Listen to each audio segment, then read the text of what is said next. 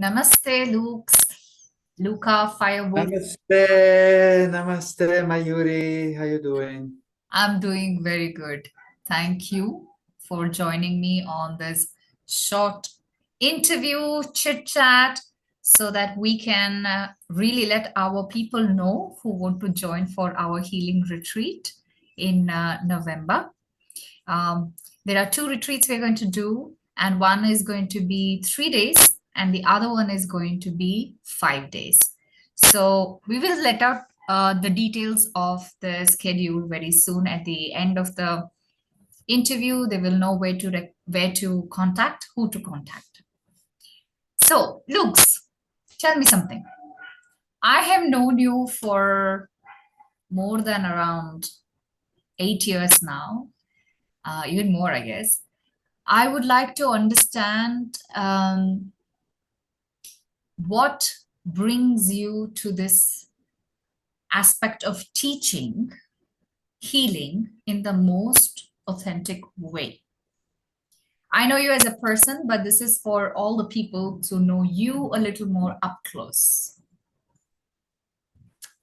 Well, first of all, I think, and I'm not the only one to think it, that this is one of the most critical moments for human race. Mhm. So there are many forces in this moment. They are pulling humanity in one way or another way.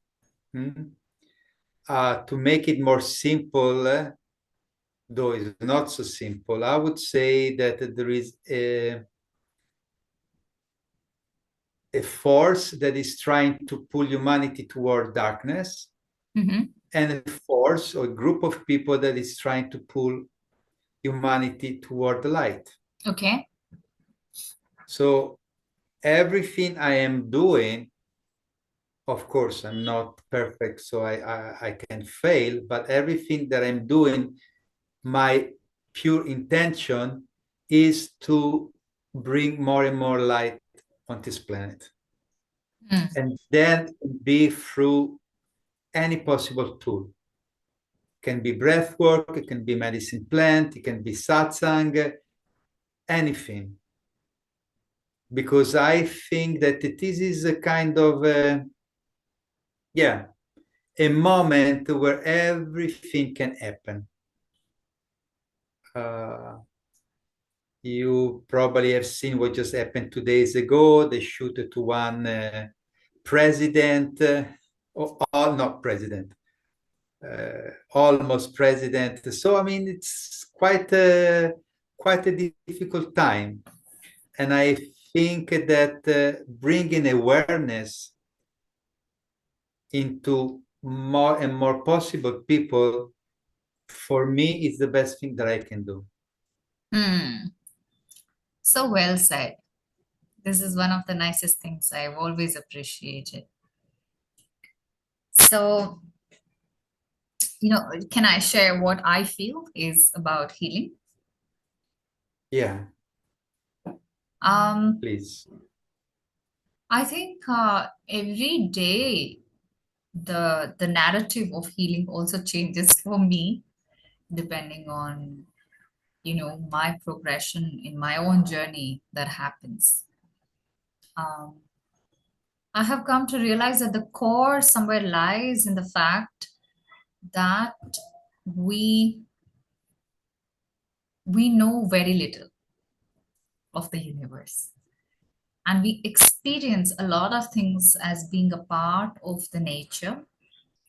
And somehow, in today's time and day, we have cut off ourselves from the intuitiveness, from the naturalness of the nature, that the things which are so obvious seem to surprise us. Like, that we are part of the earth surprises us. There is a technique called as grounding one has to do. Remove your shoes, walk on the beach.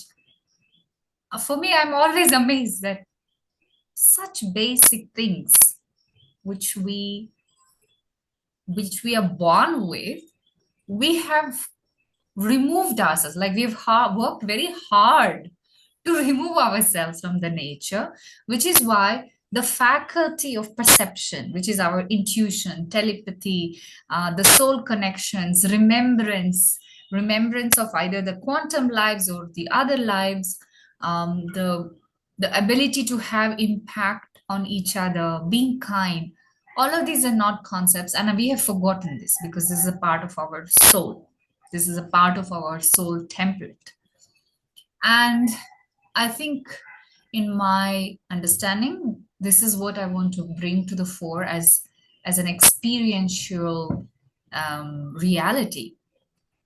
And I want to do it with as much honesty, as much authenticity, as much no fanciness associated with that. Does that make sense to you? Yeah, of course.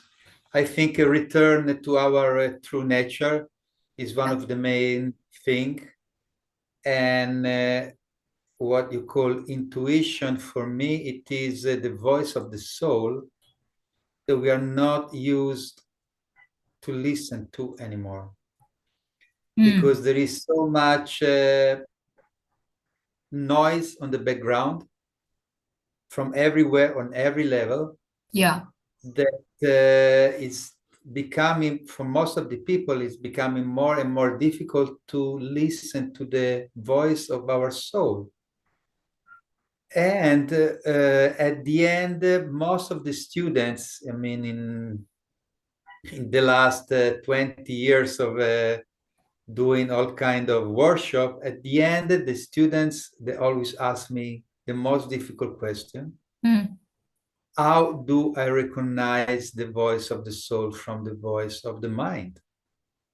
And that's That's the an interesting problem. question. Yeah. And that's the problem. People are not more used to listen to the voice of the soul. And Hmm. the problem is that when you have an intuition, your inner voice is telling you, no, that's right. Hmm. You have to do it. But Hmm. then your mind, your conditioning, your culture is telling you, no, no, no, no, you cannot do it. That is not right. That is not legal. That is not convenient. Yeah. And then the more you follow this voice, and the more your intuition is becoming weaker and weaker, because you're giving more power to the mind. And then the voice is, you don't listen to it anymore. That's a problem. That's the biggest problem. Very well said.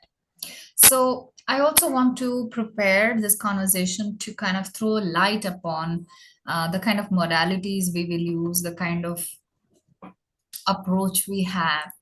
And from the point of view of that, I think let's establish from each other's perspectives, what do we have to offer in terms of expectations? So for that one, first question is, let's open the topic of authenticity, because there is a lot of things that is happening. It's like a cultural, not cultural, any, it's like an entertainment of different types of healing techniques that are going on. So where do we sit there? Who are we? What are we offering? And from that perspective, my first question to you is, what is authenticity in your comprehension? Well, first of all, it is not to lie to yourself, because most of us, we know the truth, Mm. but it's not convenient.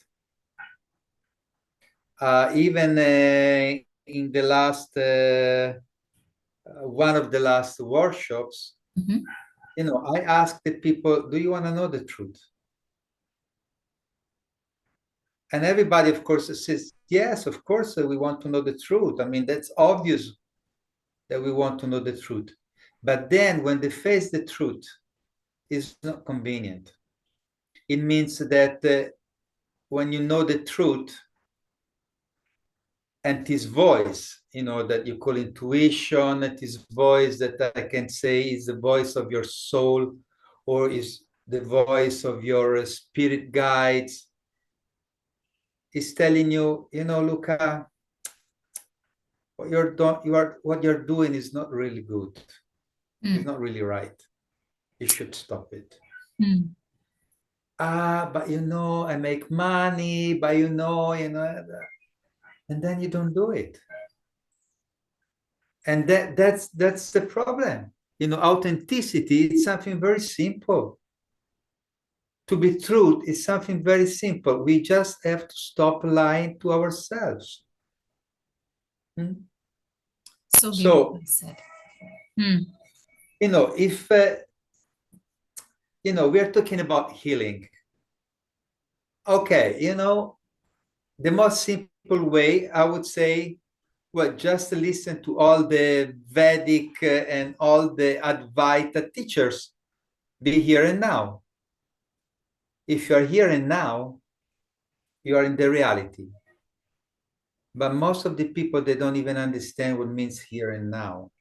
It's not something physical. It's something total. It's the body, it's the emotion, it's the mind, it's the astral body, everything here and now.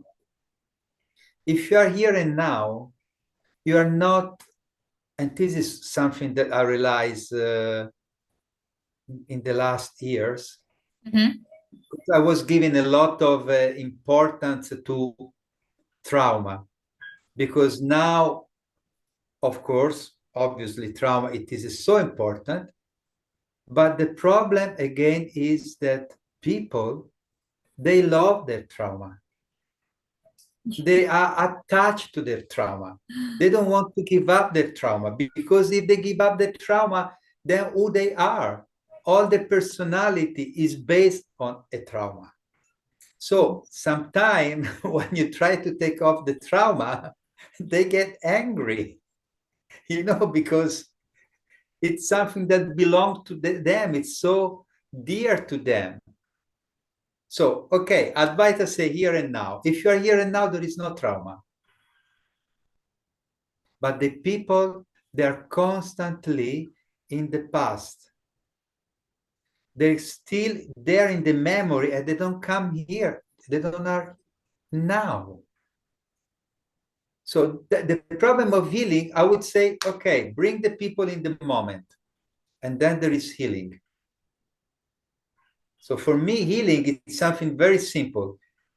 Practically, then it's a little bit more complicated, because bringing people out from their dreams, from their illusion, from their fake personality, it's something a bit complicated. It's a kind of, you can say, game that you have to play with the people, because the people, they are lost in their games, mind games. So it's always, okay, come back, be here and now, be here and now. Because if you're here, if you're now, then there is no more trauma. Where is the trauma? I don't see any trauma. Right. So I think I would like to extend on that yes, I completely resonate with where you're coming from, because it's almost 40 years of experience. You have been a part of larger communities dedicated to living the life with the words that are imbibed in their lives. It's not like just a workshop. And I resonate with this, and which is why we are able to work together. These concepts are not very famous. How we are referring to authenticity, how we are referring to healing. In my experience, I've also gone through trauma, but I never gave so much of importance to the identity of it, as well as the fact that I've gone through the trauma is making me a better person. Yes, I may fail a couple of times, as a consequence of having faced the trauma. But the moment I give away my power that this is the trauma that I have, that means I am that, you know. So anytime any opportunity arises for me to come out of it, I'm also denying those opportunities because that has shaped my identity so far to be who I am that suddenly I don't know who I am without it.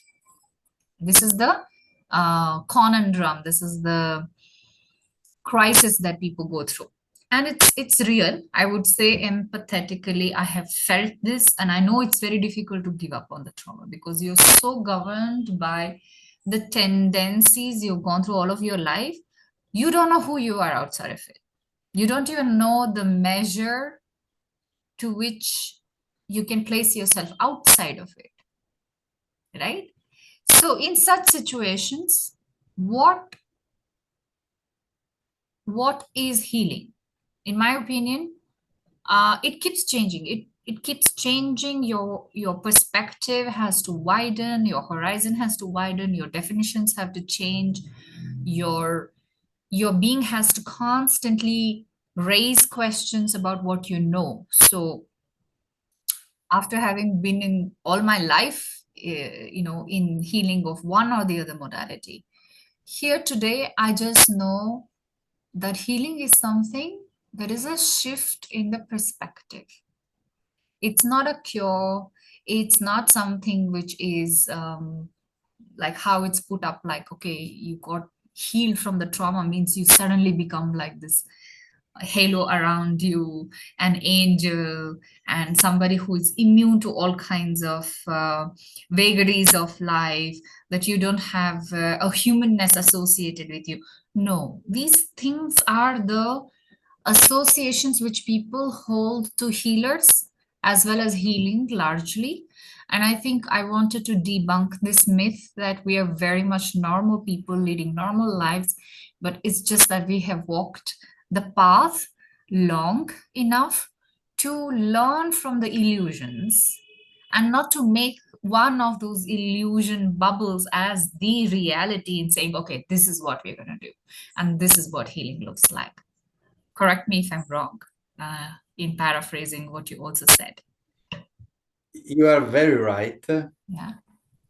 Uh,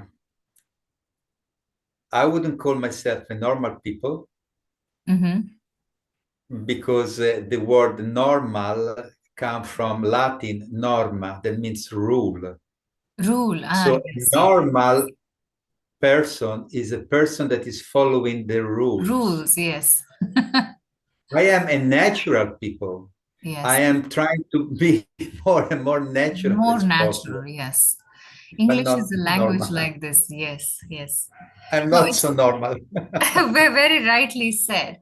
When we come to definitions, how very, very interestingly you picked up this etymology, and that brings me back to even some realizations about the language which we use to communicate is also having so many layers, like one which is given by the society, one which is given by your peers, one which is given by the healers, one which is actually told by people who are in spirituality, and one which you have for yourself as a comprehension.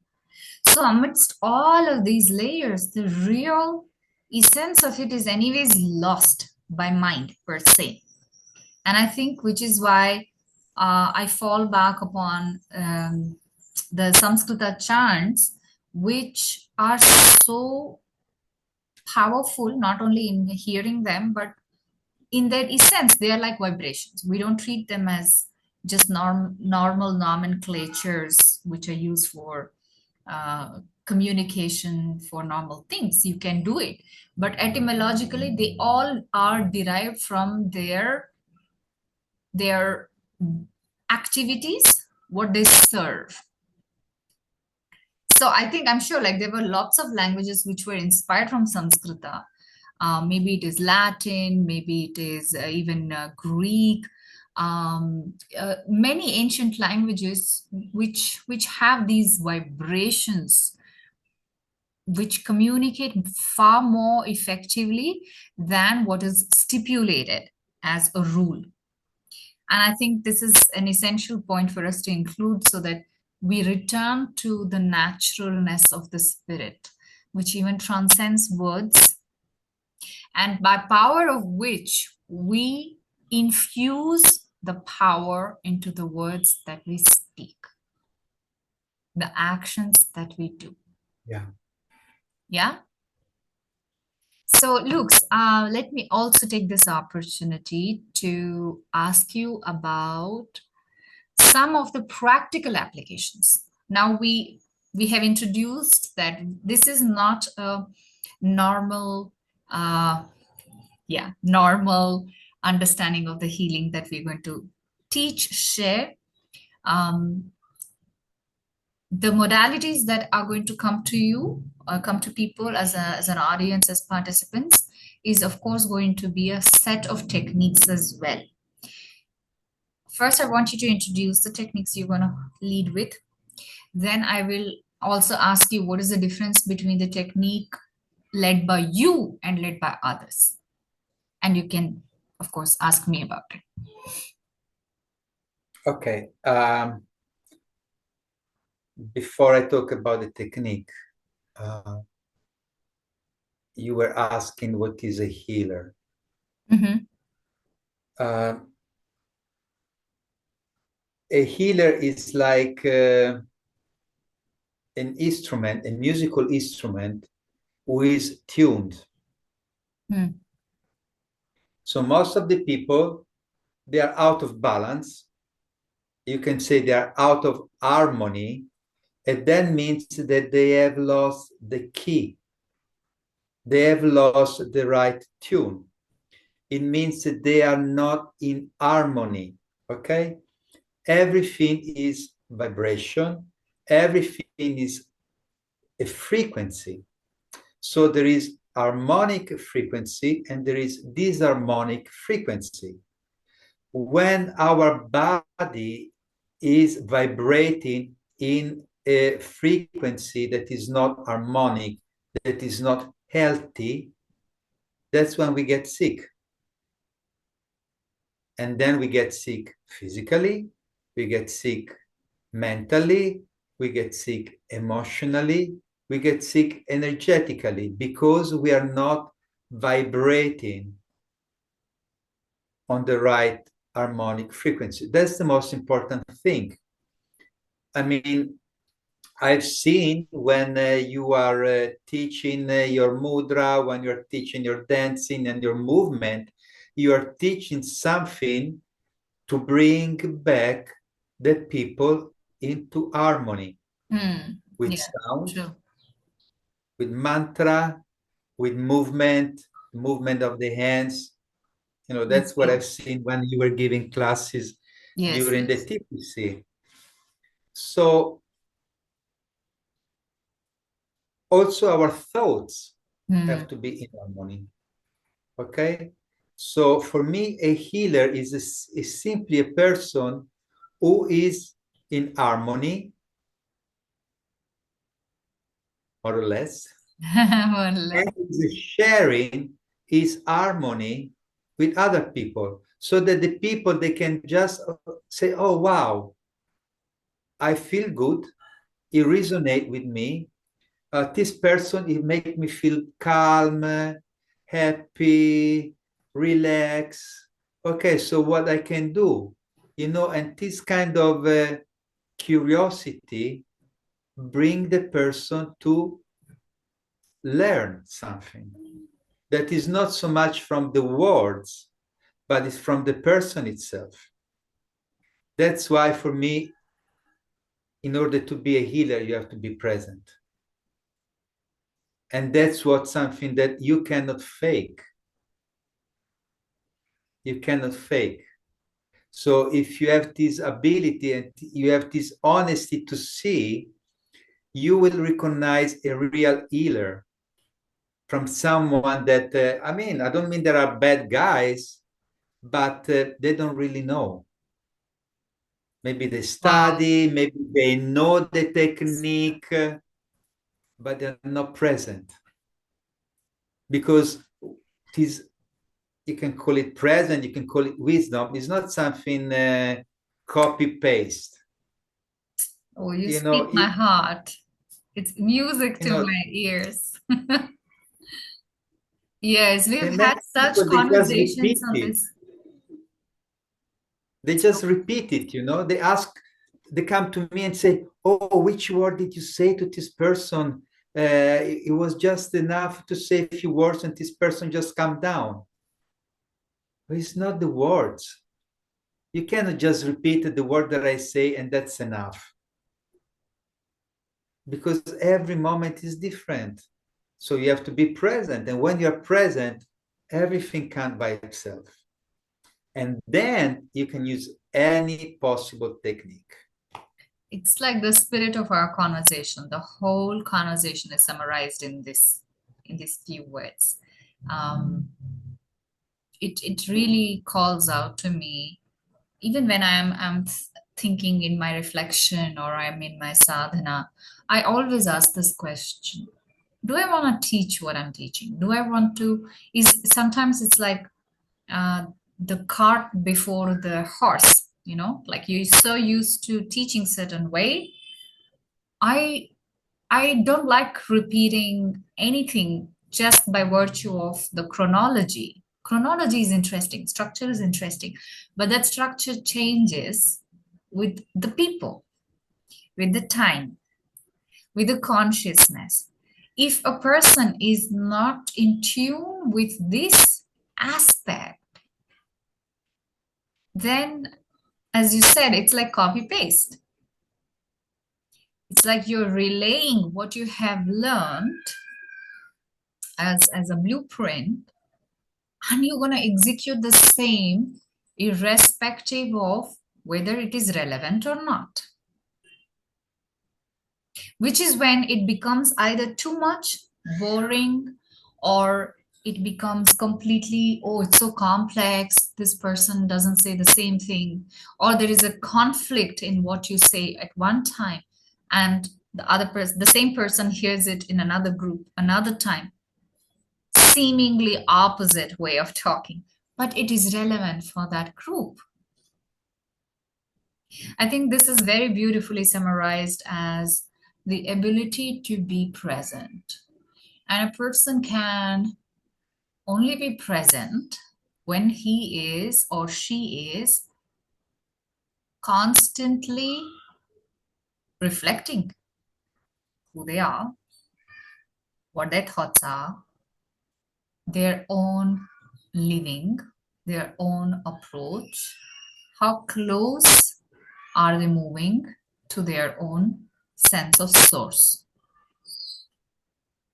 And for me, sometimes it's like I have complete clarity, and sometimes I'm also like a human being, and I just made it as a part of my structure to showcase the confusions I have, you know, the things that I also fail, so that it becomes relatable for people, that it is not that once you're a healer, you become immune to actions and reactions of the society, or say of your own thought processes. But as a healer, you are more aware of yourself as you would be aware of somebody else's behavior. So, this honesty of being aware of even the bullshit created by oneself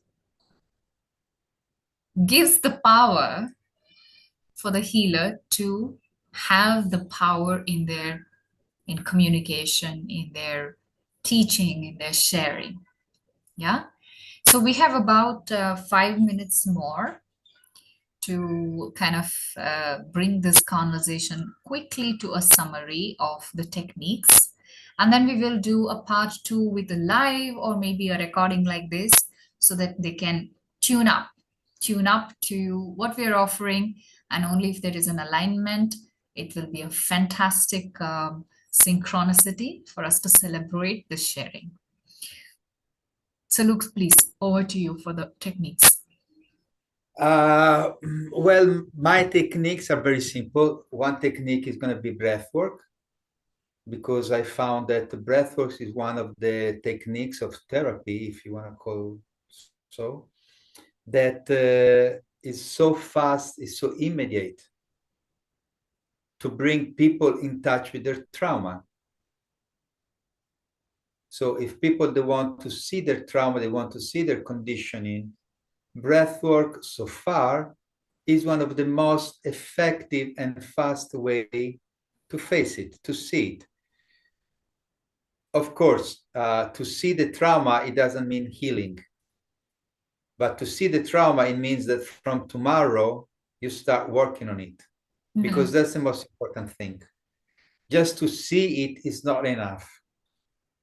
To work on it. And to work on it, it means, okay, now there are things to do. So now I have to give up certain things and I have to start certain things. Now I have to change in a certain way, in a healthy way. And breathwork for me, it has been so far one of the best way to face your trauma and to come back to the reality, together with medicine plant. But medicine plant is not for everybody, let's say. Not for everyone, right? True. Yeah. And the other thing for me, it's what you could call, in your language, you would call satsang.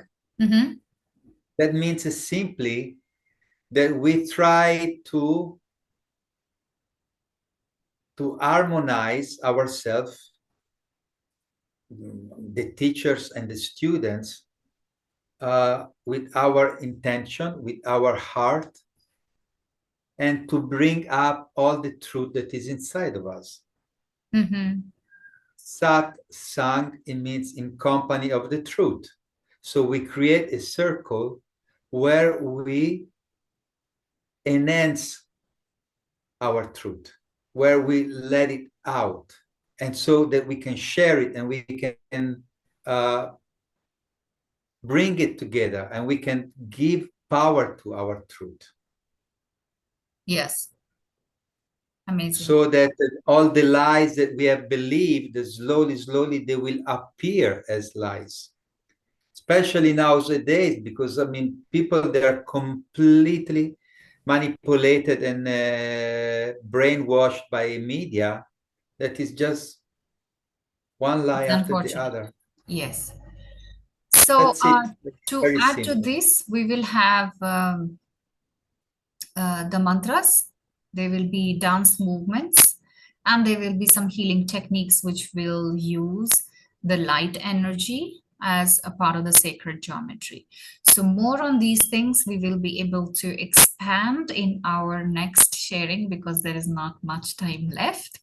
I will have to wrap this up. But if you're open, you kind of get the drift of the approach that we're going to take. It's very much unlike the definitions that you have come by.